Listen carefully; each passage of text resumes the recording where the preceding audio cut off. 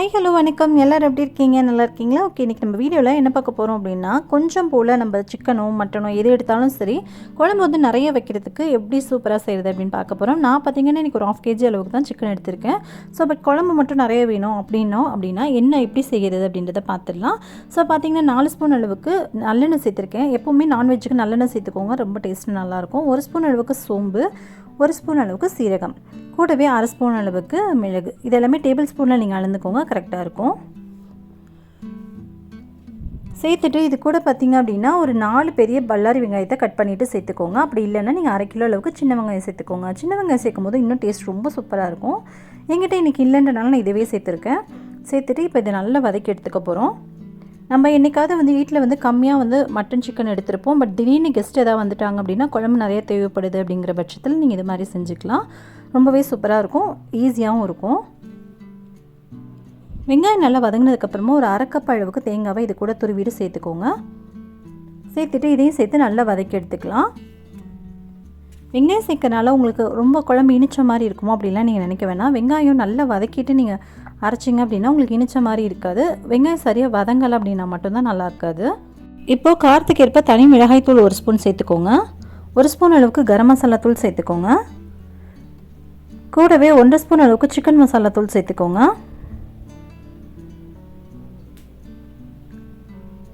1 spoon அளவுக்கு மல்லித்தூள் சேர்த்துக்கோங்க. ஒரு 1/4 ஸ்பூன் அளவுக்கு மஞ்சள் தூள் சேர்த்துக்கலாம். சேர்த்துட்டு இதை நல்லா கலந்து விட்டுக்கோங்க. நல்லா வதக்கி எடுத்துக்கலாம். இதோடைய பச்சை வாசனை சுத்தமாக போகணும். மசாலாவுடைய வாசனை எல்லாம் போகிற வரைக்கும் நல்லா வதக்கி எடுத்துக்கலாம். நல்ல வெங்காயம் வதங்கினதுக்கப்புறமா நல்லா ஆற வச்சு அரைச்சி எடுத்துக்கலாம். ஒரு பிளேட்டுக்கு மாற்றிடுறேன். இப்போ சேம் அதே கடாயில் 1 ஸ்பூன் அளவுக்கு 1 டேபிள் ஸ்பூன் அளவுக்கு நல்லெண்ணெய் சேர்த்துருக்கேன்.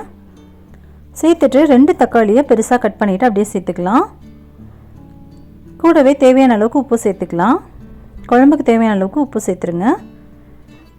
சேர்த்துட்டு இது கூட பார்த்திங்க அப்படின்னா ஒரு கத்திரிக்காயும் ஒரு உருளைக்கிழங்கும் சேர்க்க போகிறேன். இது சேர்க்கறனால குழம்பு பார்த்திங்கன்னா நல்ல ஒரு திக்கான கன்சிஸ்டன்சி கொடுக்கும். நம்ம கொஞ்சமாக வந்து சிக்கன் எடுத்துருந்தா கூட குழம்பு நிறைய அதாவது நல்ல திக்காக ஆக்கி கொடுக்கும். அதுக்கு தான் 1 ஸ்பூன் அளவுக்கு இஞ்சி பூண்டு விழுது சேர்த்துக்கலாம்.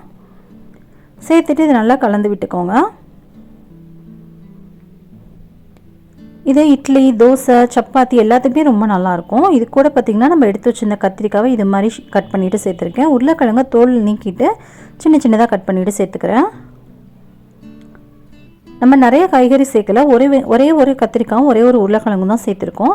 இது வந்து குழம்பு வந்து நல்லா திக்காக்கி கொடுக்கறதுக்காக தான். நார்மலாக நீங்கள் சாம்பாரில் கத்திரிக்காய் உருளைக்கிழங்கு சேர்த்திங்கன்னா கூட சாம்பார் நல்லா திக்காகும், பார்த்துருக்கீங்களா? அது மாதிரி தான் இந்த சிக்கன் குழம்புல சேர்க்கும் போது நல்லா திக்காக இருக்கும். 1/2 கிலோ அளவுக்கு சிக்கனை இது கூடவே சேர்த்துக்கிறேன். சேர்த்துட்டு இது நல்லா வதக்கி விட்டுக்கலாம்.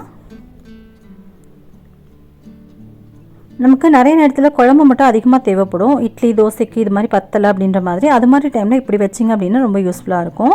இப்போ நம்ம ஏற்கனவே எடுத்து ஆற வச்சுருந்ததில் 1 ஸ்பூன் அளவுக்கு கசகசா சேர்த்துக்கலாம். இது சேர்த்துட்டு நல்லா வந்து தேவைக்கேற்ப தண்ணி சேர்த்து அரைச்சி எடுத்துக்கலாம். கசகசா சேர்க்கும்போது குழம்பு இன்னுமே நல்லா திக்னஸ் கொடுக்கும். உங்களுக்கு கசகசா சேர்க்க விருப்பம் இல்லை அப்படின்னா இது கூட ஒரு 4-5 முந்திரி பருப்பு கூட சேர்த்துக்கலாம். சேர்த்துட்டு க்ளோஸ் பண்ணிவிட்டு இப்போ நம்ம நல்லா அரைச்சி எடுத்துகிட்டு வந்துடலாம் ஃபைன் பேஸ்ட்டாக. இப்போது அரைச்சி எடுத்த பேஸ்ட்டை நம்ம ஏற்கனவே வேக வச்சுருக்கோம்ல காய்கறி, அதுக்கப்புறம் சிக்கன், இதெல்லாம் இது வந்து ஒரு 50% அளவுக்கு வெந்ததுக்கப்புறம் இந்த மசாலாவை இது கூட சேர்த்துருங்க. சேர்த்துட்டு இந்த காய்கறி, அதுக்கப்புறம் சிக்கன் எல்லாமே நல்லா வெந்ததுக்கப்புறமா அடுப்பு ஆஃப் பண்ணணும். இந்த மசாலாவை சேர்த்துட்டு ஒரு தடவை நல்லா கலந்து விட்டுட்டு தேவைக்கேற்ப தண்ணி சேர்த்துக்கோங்க. தண்ணி வந்து உங்களுக்கு தேவைக்கேற்ப கன்சிஸ்டன்சிக்கு அட்ஜஸ்ட் பண்ணி சேர்த்துக்கோங்க. கொஞ்சம் தண்ணியாகவே சேருங்க. இது குழம்பு நல்லா வந்து கொதிக்க நல்லா திக்காக ஆரம்பிச்சிரும். அதுக்கப்புறம் இறக்கி வச்சதுக்கப்புறமும் ரொம்ப நல்லா கொஞ்ச நேரத்துலேயே நல்லா திக்காக ஆரம்பிச்சிரும்.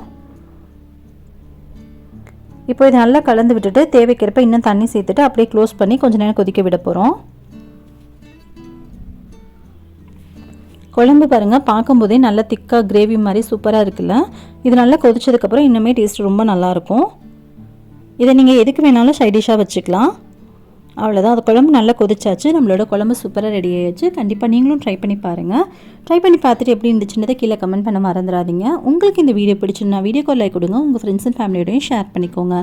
மறக்காமல் நம்ம சேனல் கவிஷ் கிட் கிச்சனை சப்ஸ்கிரைப் பண்ணிக்கோங்க. உங்களை இன்னொரு வீடியோவில் மறுபடியும் நான் மீட் பண்ணுறேன். அது வரைக்கும் பாய், தேங்க்யூ.